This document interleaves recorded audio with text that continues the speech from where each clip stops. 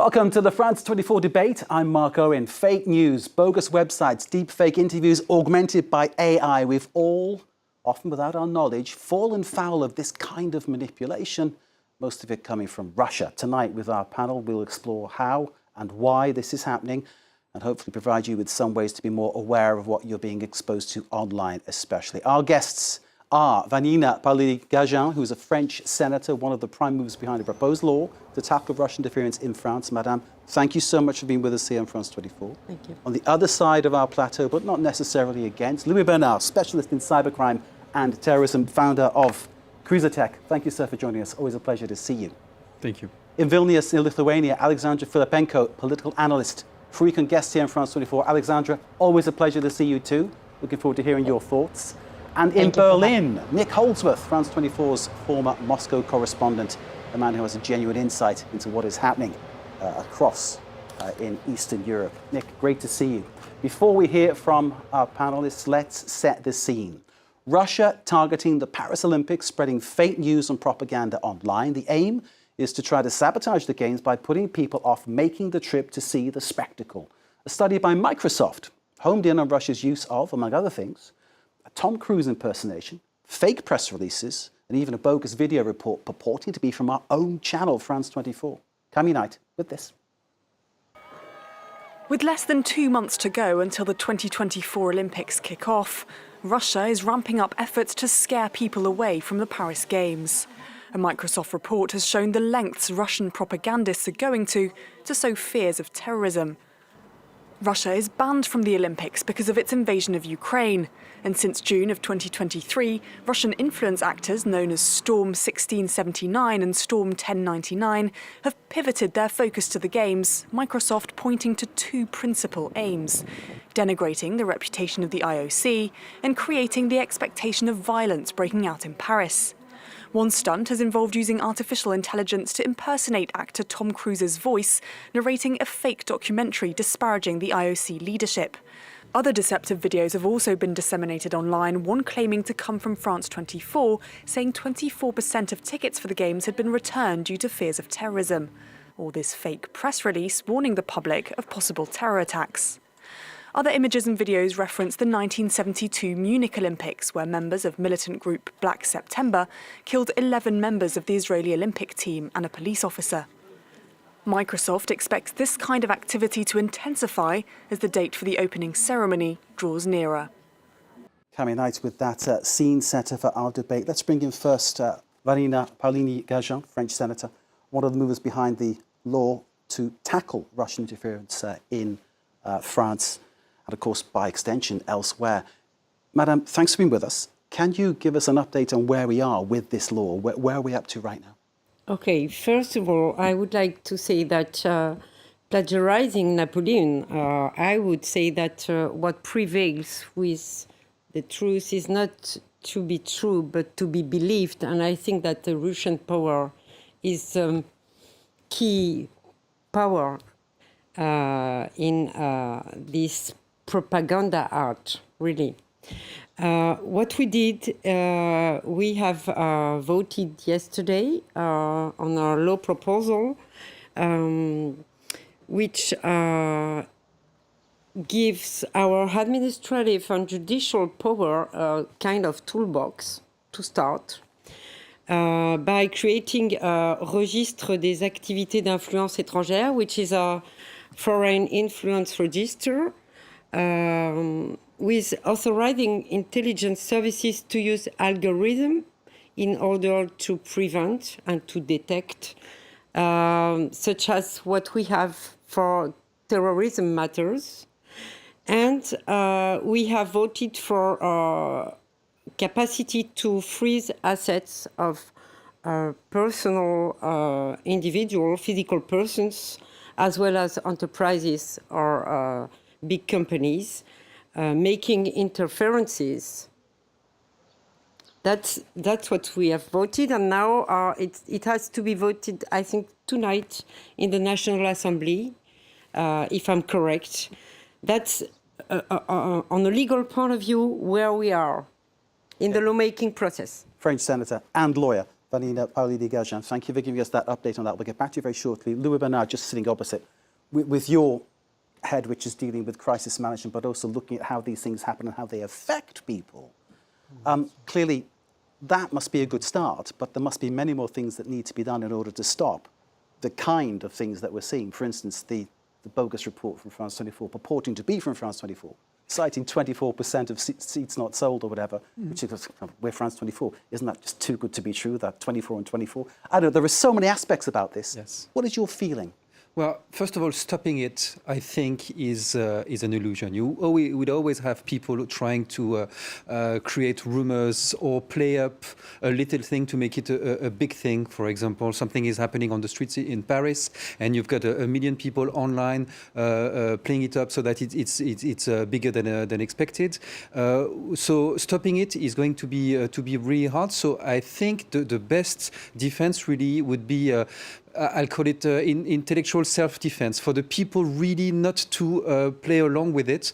And it's really a question of internet hygiene in a way. Where did I get this information from? Who passed it on to me? Has it been verified by the proper media and that kind of thing? And this is why it's all those attacks are evolving a little bit. I mean, pretending to be France 24 is actually a pretty clever tool if you think about it, because now we know that more and more people online try to verify information, and so that's why this kind of attackers try to appear as legit as possible. And the technology here is evolving tremendously. We've heard the voice of actor Tom Cruise.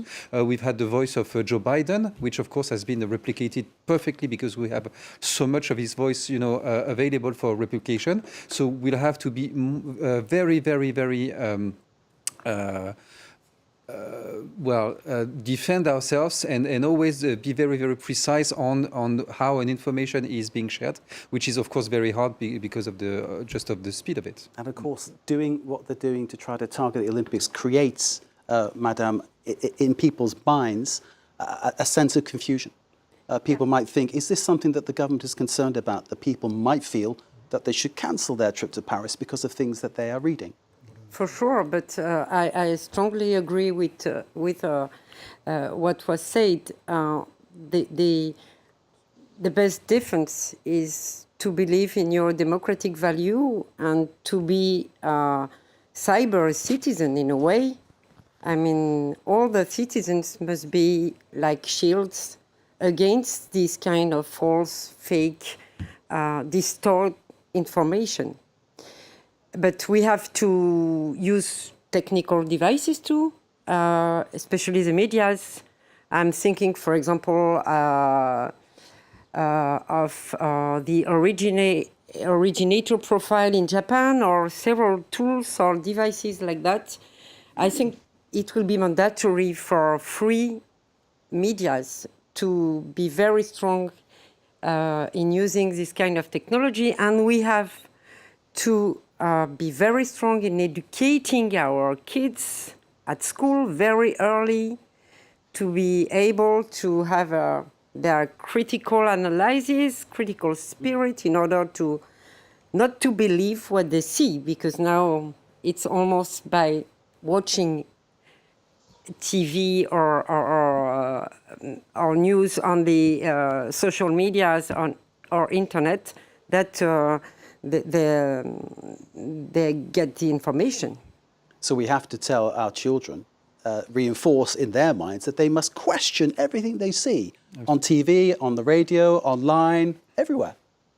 I mean, they have to be educated too, but the information has to be traceable, to be tagged, to be verified, to be checked by technological means, as I said previously. Traceable, tagged, verified, three good words to add to this debate. Let's bring in our guests from afar.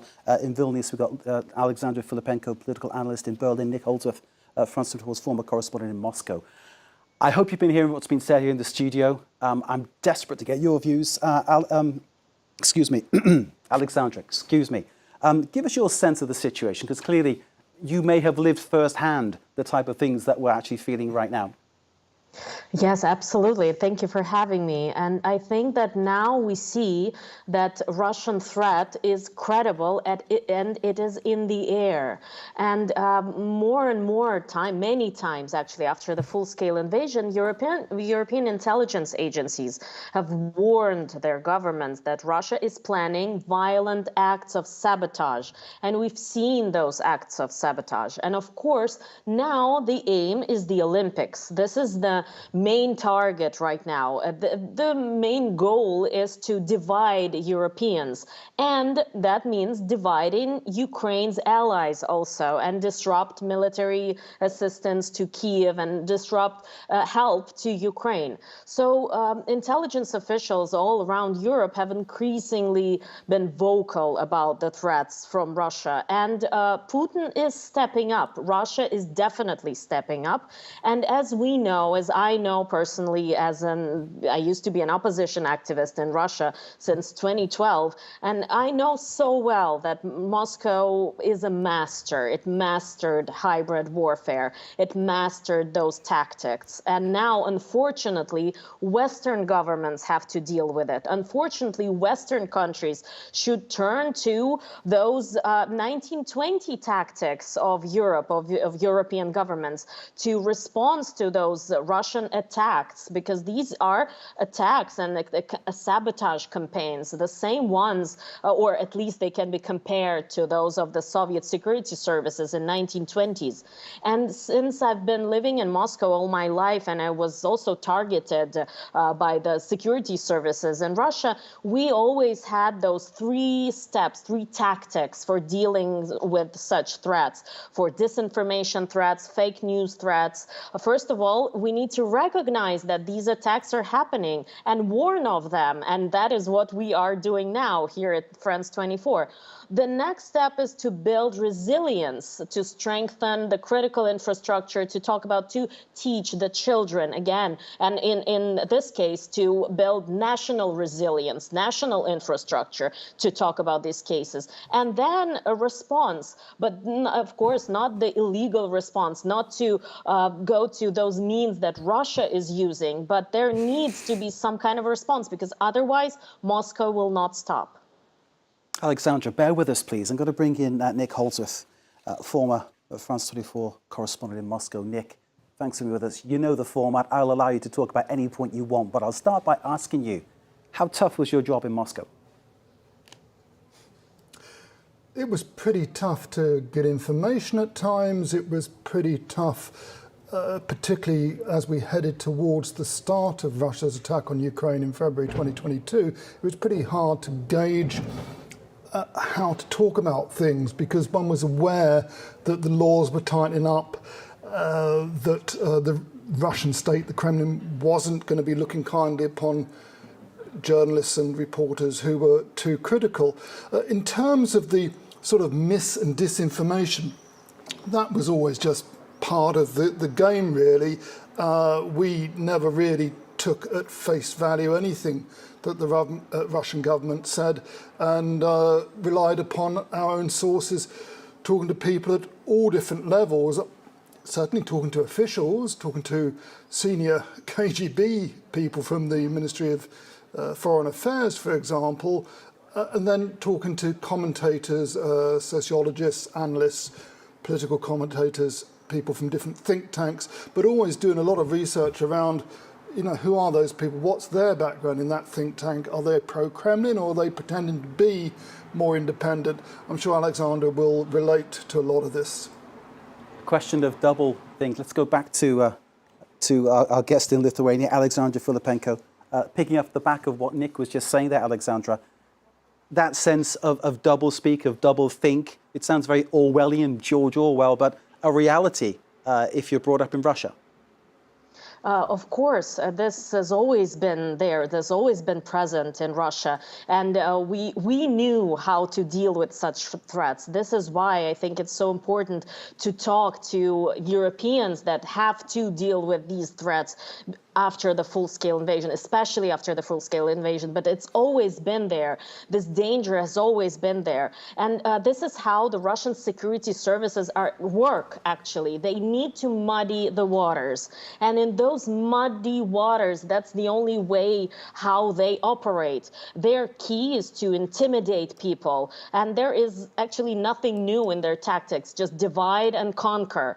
This is their main objective. And now we know that Russia, in the past few months, I think the report was on 2023, Financial Times reported that Russia has spent millions of euros on propaganda in 48 countries of the European Union and also around the world. And it spends so much money on propaganda. And recently, Czech Republic sanctioned one of the relatives of Vladimir Putin because according to the Czech special services, a large network of Russian propaganda and influence campaign was launched in the EU.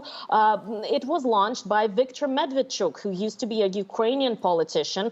He is behind the creation of the whole network, and he used his network to influence not only Czech Republic, but also the European Union. It was this news portal, Voice of Europe.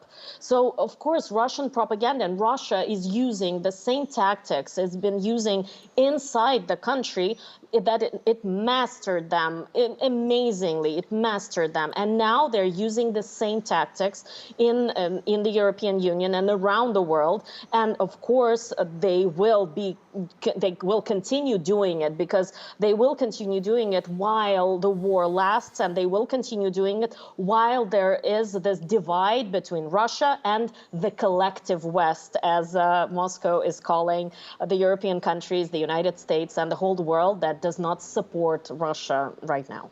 Alexandra, thank you very much indeed. It's fascinating to hear your take on this, the fact that you've lived through it all, worked through it all, and it's forced you to leave your hometown of Moscow. Let me just add something to the mix here. French police have arrested a 26-year-old man of Ukrainian and Russian nationality in possession of explosives. This in a hotel north of Paris. This is coming from Paris prosecutors. The source of the French PNAT anti-terrorism prosecutor's office said that they've taken charge of the case. They've opened an investigation on suspicion of participation in a terrorist conspiracy. The source said that France's domestic spy agency is handling the investigation. This is clearly a disturbing development. Louis? Yeah, one thing about the price of it. We know that Russia and Russian oligarchs are spending millions on propaganda. And sometimes it doesn't have to be very expensive. It doesn't have to be very elaborate. As you know, as everybody knows, in France, there have been a lot of demonstrations on the war on Gaza, some of it pure pro-Palestinian, some of it a little anti-Zionist, some of it pure anti-Semitic, and a way to play up the divides that happen on French campuses in France was actually very easily done just by paying 4 people to overnight draw David stars on different walls in France, and then a few days after, those bloodied hands on the Shoah memorial in Paris. Very, very easy to do, very not elaborate at all, not completely inexpensive, and fueling up the debate, fueling up the divides in our democracy. So we have to be collectively stronger than this, because a lot of money is spent on propaganda, and sometimes it doesn't need to be very expensive to have damaging effects. So the Stars of David in blue Yes. put on houses in an area in Paris, which Pure is fabrication. purely supposed to be where Jewish people are living, but that was a fabrication, as you say. Absolutely. The red hands, which is meant to be indicative of something against Jewish people, killing Jewish people. Absolutely. Those hands were printed onto the Shoah memorial in Paris. And then the coffins. And then the coffins in front of the Eiffel Planted Tower. by the Eiffel Tower with French flags on them, with the inscription on it, French soldiers in Ukraine. Madam Senator, Vanina Paoli-Gagin, this is clearly, as Louis says, it doesn't cost a great deal of money to do this, but it's a very effective way of pointing at, attacking the French state. I agree. I think that times they are changing regarding what informational war is. And we are in this situation nowadays. So, as you said, we won't stop this propaganda trend, which is, I think, in the DNA of this kind of countries, okay? we have to be aware, we have to make statements, we have to build technical, legal infrastructure to struggle against these threats. But I think, again, that the strongest shield will be education and cyber. Don't forget it. Cyber has risen from counterculture. I think we have to do the same thing. We have to reverse engineer what's going on, and it's with art, culture, education that we will be stronger to fight against what's finally nothing. Yeah, okay. So how important, madam, is it that channels like ours, France 24, debate this issue, talk about this issue, and continue to present and analyse and with great integrity do journalism properly? How important is that? It's vital. I mean, you are one of the pillars of what I'm saying, because the information has to be sure, to be true, to be believed. Thank you, madam, for giving us that endorsement, because clearly we here at France 24 try to give the news straight down the line, regardless of anybody's political position, but tell the facts as they are. Let's bring back in someone who does that for us on a regular basis, Nick Holdsworth, our correspondent, formerly in Moscow, now based in Berlin. Nick, the situation for you, for me, for every journalist involved today is that you need to get past a couple of obstacles before you tell a story, before someone actually believes what you're saying. You've got to be incredibly convincing, and you've got to make sure that you're totally correct, because we can't afford the slightest error, can we? No, we can't indeed, because people do rely upon us, and that is why it's so dangerous, and the Russians know what they're doing, creating false narratives, false video clips claiming to be from France 24. But they're experts at this, and they've been doing this for a long time. Alexandra referred earlier to the Russian Secret Services doing this in the 1920s, which is absolutely true. 100 years ago, there was a so-called Zinoviev letter, which was some kind of letter revealing some kind of plot which did a lot of damage to British politics at the time, and the party which the Russians wanted to win that election won. I can't remember the exact details now, but much more recently than that, and Alexander will remember this, just 10 years ago, Russian TV producer Peter Pomerantsev, wrote this great book called Nothing is True and Everything is Possible, and he exposed this whole culture of creating fake news in Russia, in the media at that time. It was mostly just in Russia at that time, and the Russian state has kind of perfected this idea that question everything, which I think is a slogan that Russia Today, RT, the propaganda mouthpiece of the Kremlin, uses. And their idea is, by questioning everything, they don't mean question what isn't right. They mean question established facts as well, to the point that you can lie through your teeth and say, well, prove us wrong, kind of thing. Go and prove that President Biden is speaking the truth, or that President Macron is speaking the truth. Disprove that we're not. So they've really worked very hard at this, and to produce the material they're doing at the moment alongside apparently these other incidents, the coffins, the Stars of David, the red hands on a Jewish cemetery or Jewish neighbourhood.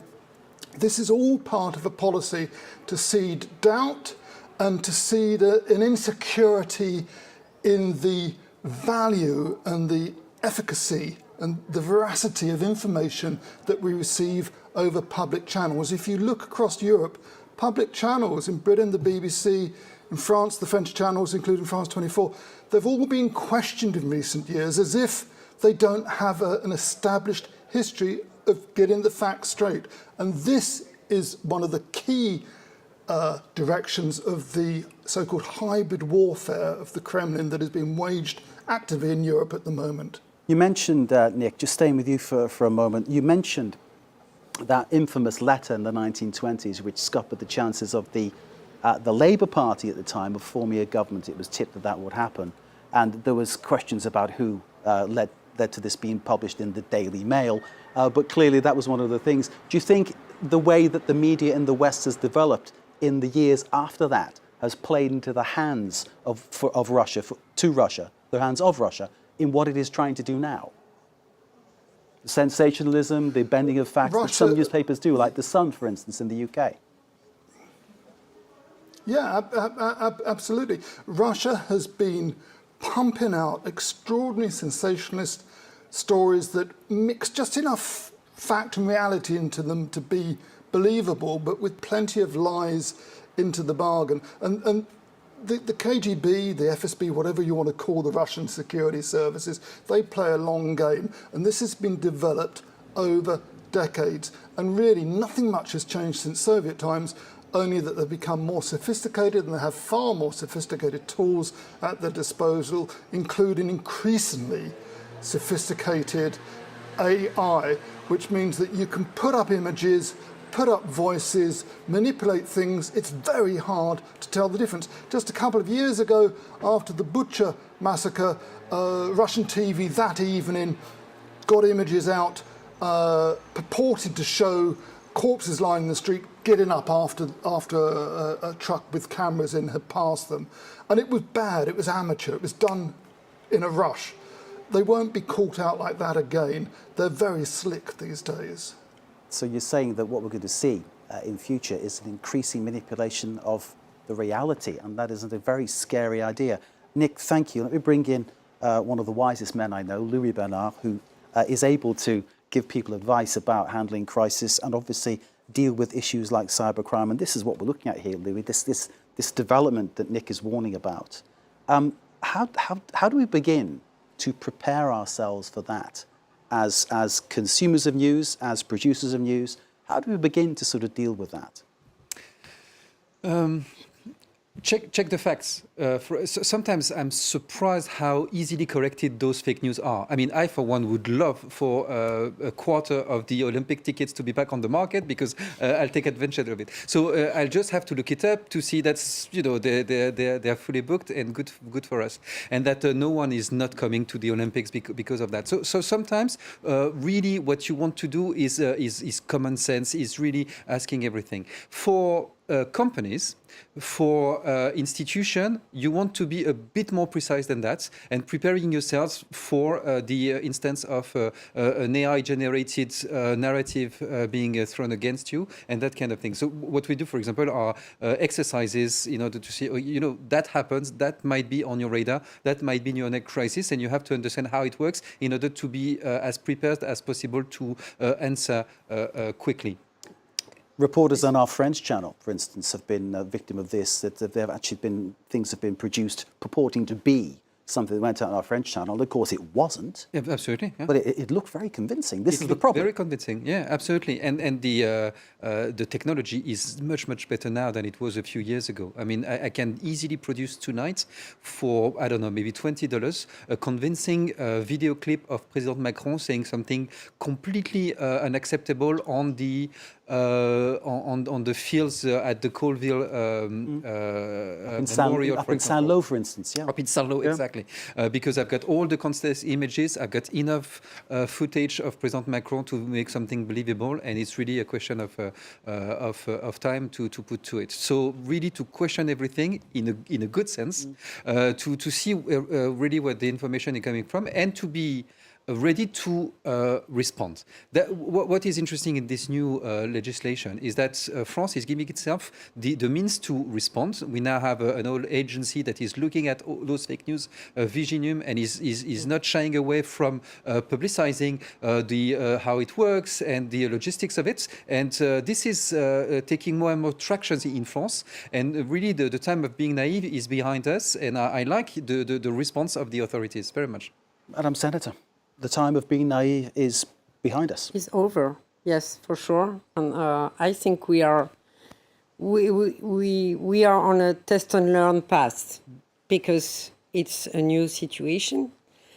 But I think that we have to get accustomed to a kind of procedural approach of what information is. As you said, you have to double check, you have to have a kind of reflex eliminating what is fake, what is true, because what's at stake is really, I think, undermining the trust. And once you have undermined the trust of people, everything is possible. Every fantasy is possible. That's the real threat and the real danger, I think. Madam, thank you very much indeed. Let's bring back in from Vilnius, Lithuania, Alexandra Filipenko, political analyst, born and raised in Moscow, now living abroad because of the situation. Alexandra, you've been listening to what's been said.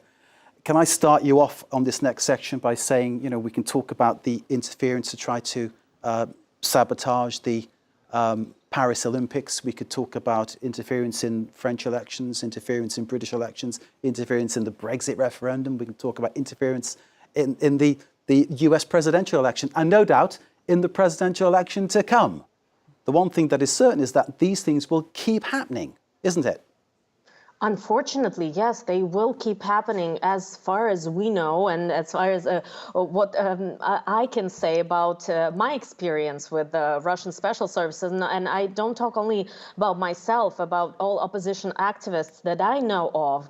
They will not stop. And it is very important, really, to understand that there is evidence of more aggressive tactics, more coordinated tactics all around Europe and in the United States. And for example, just yesterday, posters calling for French military in Ukraine to surrender appeared right next to French embassy in Moscow. Those posters are hanging, and I think Nick knows this place at Bolshaya Yakimanka Street. This is that's the main public transportation stop where the French embassy is, where it is located. And so those posters are showing the commander of the SS division and French national, Edgar Poe, and he was killed by the Soviets in 1945, and it calls for French to surrender in Ukraine. Of course, we can understand that there are no French military in Russia, obviously, not in Moscow, that's for sure. And why are they putting those posters there? It's a sign. It's a sign for France because it's put up by the French embassy, and it's a sign for the French-speaking world. It's a sign for the Kremlin, the obvious sign that Moscow will move forward. The Moscow will not stop. This is actually the danger, and it is very important, and it is needed to realize that Russia is devoting more resources to it and stepping up tactics, and the credible threat, there is this credible threat. So it is time to raise awareness and focus on this situation, because Moscow is, and KGB mainly, FSB, not Moscow in general, not Russian people, but the governmental officials, the KGB, they will not stop if they are not stopped. Of course, the tactics cannot be illegal. Of course, we all understand that, because it's Russia who goes to the illegal tactics. And for example, Pegasus spyware, just recently, again, Pegasus spyware was found on the devices of Russian opposition journalists and activists in Europe and in the Baltic states and Lithuania, where I am. Pegasus gives full access to contents of the phone, including messages and even encrypted correspondence. First, it was found in 2020, and Russian KGB, Russian FSB is continuing to use it. And no one knows if there is this Pegasus spyware on other journalists' phones. We know it in Russian opposition journalists' phones, but maybe also in European journalists' phones. There is no way to find out. And of course, Moscow wants to interfere in European elections. It wants to buy politicians, and it's been trying to do it for past many years. Surely it will not stop now during the war with Ukraine. Alexandra, thank you very much indeed. That incident you talked about, the posters being put up outside the French embassy in Moscow, it actually comes at the same time as Sergei Lavrov has said that French soldiers who are on training missions in Ukraine are now, as he puts it, fair game, legitimate targets. So clearly there's something very sinister in those two things being put together. You talk about Russia trying to buy out politicians. It's worth pointing out that the far-right National Front, as it was, National Rally, as it's now called here in France, did have a big loan with a bank very loyal to Vladimir Putin. That loan, some 6 million or more euros, as I understand it, has been paid back. So we're clarifying that one. But there you go, Russia using its influence in some way, shape or form to be heard on some level or another, politically perhaps, in that situation. Volodymyr Zelensky, he's expected in Paris on Friday. He'll meet with his French counterpart. Then the Ukrainian president will address the Assemblée Nationale. Zelensky continues himself to be the victim of Russian fake news stunts regarding his personal wealth. His wife Elena has also been targeted. All have been exposed as bogus, these fake news items about them. Bogus and, of course, originating from Russia to undermine both Ukrainian and Western faith in Zelensky and resistance to the Russian invasion. The thing is, Madam Senator, Vanina Paoli-Gagin, when Zelensky comes to Paris, it's important for him that people look at him and believe him. But it's also important that people outside, not just the politicians, but the people outside, they believe him and know he is speaking the truth. It's very important. Yes, it's essential. And Russia's trying to undermine this all the time. Yes, we have to fight against this distortion of the truth. And I think that it's highly a symbol that President Zelensky comes back for this special period of our common European history. It has weight, and maybe it will wake up something in the mind of our citizens. I hope so. Nick, can I bring you back in to have more comments about the posters being hung up outside the embassy? That kind of thing. How will that play with people in the street, you think? What will they make of it? I think it would just reinforce the message which is omnipotent in Russia now, that this is not a war started by the Russians against the Ukrainians. This is a war started by the West against Russia. The whole narrative there is that the Russians are the victims, and these sorts of posters underline that. And just to come back to the earlier point about political influence, the Russians have been playing this game of political influence for a long time. I mean, in the UK, we have a Russian who's the son of a trained KGB officer, that son is now a member of the British House of Lords, personal friend of the former Prime Minister Boris Johnson. His father, and I'm not saying that the son's an agent, but his father definitely was a KGB agent, brought a British newspaper, and his father had trained with an old KGB chap that I knew in Moscow, and this friend of mine in Moscow told me all about his time in London when he was the correspondent for Soviet Popular Mechanics and spent a lot of time in the bars in Westminster, just about the same time when I was working as a correspondent in Westminster, coincidentally. Never met him at the time. This has been going on for years and years. So on the one hand, you have these domestic messages, those posters put up on Bolshoi Yakimanskaya next to the French embassy, which, as Alexander said, is a major thoroughfare, gets lots of attention, lots of people travelling up and down on that road. That message will get out in Russia. And at the same time, there's this continual effort to undermine. And it's not just the far right. As I've just said, in the UK, we have in the House of Lords the son of a Soviet-trained KGB agent who was also working in London at one point, I understand. Indeed. As an undercover embassy employee. Talking London, I'm thinking now Chelsea FC, I'm thinking sports clubs, I'm thinking that kind of involvement, that sort of soft power kind of infiltration now is over because of the Ukraine war. Yep. But nonetheless, that influence has been there for many, many, many years, and this is what's really been the insidious thing, isn't it? Yeah, absolutely. I mean, the fact is that in the financial centres in London, in Frankfurt, in Paris, we Europeans, we took the Russian money. There was so much money sloshing around. It was a great ride. And there were voices warning about this at the time, warning about the connections between people like Roman Abramovich and others who bought football clubs, who splashed their money around. There were voices warning about that. 10 years ago, nobody was bothered because the money taps are wide open.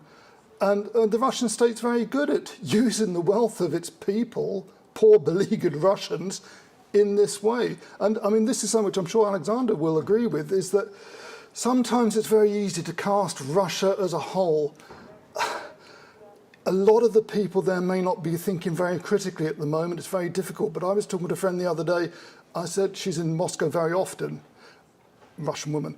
I said, how is it there at the moment? And she said, on the surface, everything looks normal, but underneath there's a lot of fear and loathing.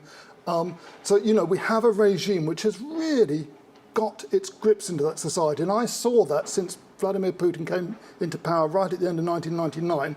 Very early on, he shut down independent TV. They took control of the means of communication as soon as they could, and they've just tightened the control ever since. Reinforcing what our senator here, Vanina Paoli-Gagin, was saying about the need to have independent media doing proper, thorough journalism, getting the truth out, telling the truth fearlessly, because that's the important thing, because sometimes people don't want to hear the truth, but it's important to say that truth. That's the important thing. And that's, I suppose, the lesson that we should be teaching everybody from very small, that they should look for that truth, and they should look to make sure that what is being said has a source, a traceable source, and they can actually find out that this is the real truth. That's the important thing, isn't it?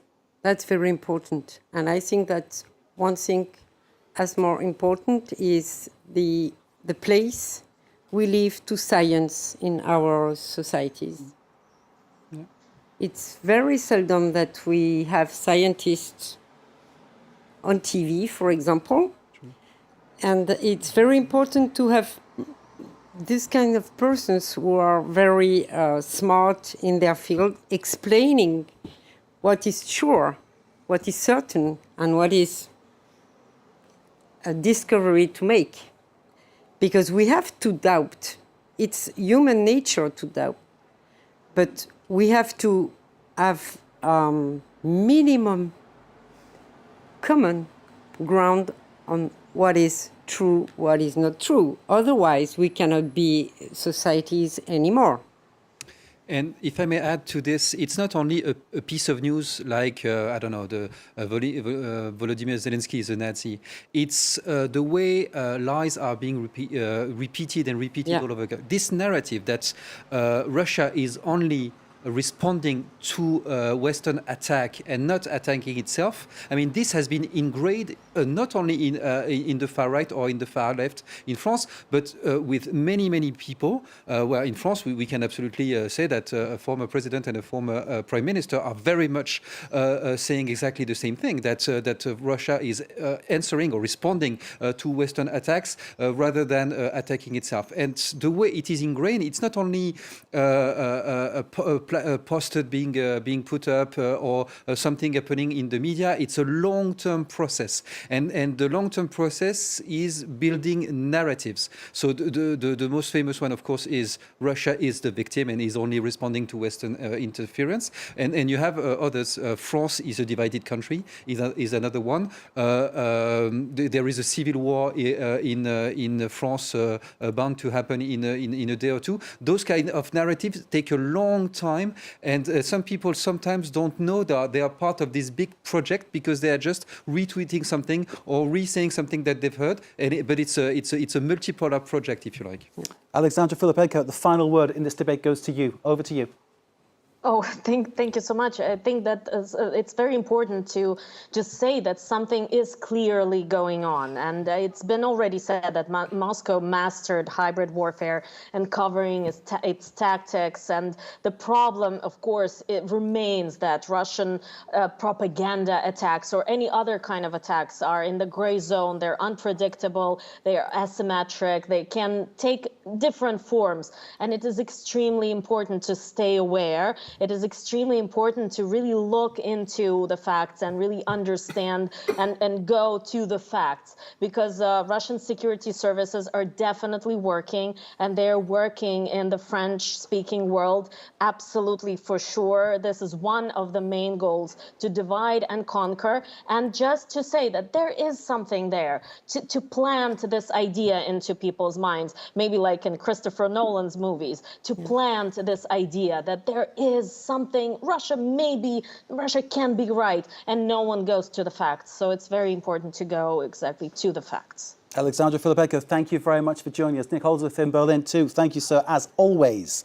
Thank you to Louis Bernard of Cruiser Tech here in the studio, and thanks to the French Senator Vanina Paoli-Gagin, for sharing your analysis and telling us what France is doing on a legal level to try to stop what is happening. The facts as we know them, the Olympics will take place. France is a democracy. People disagree and argue. It's allowed. It's a good, healthy thing.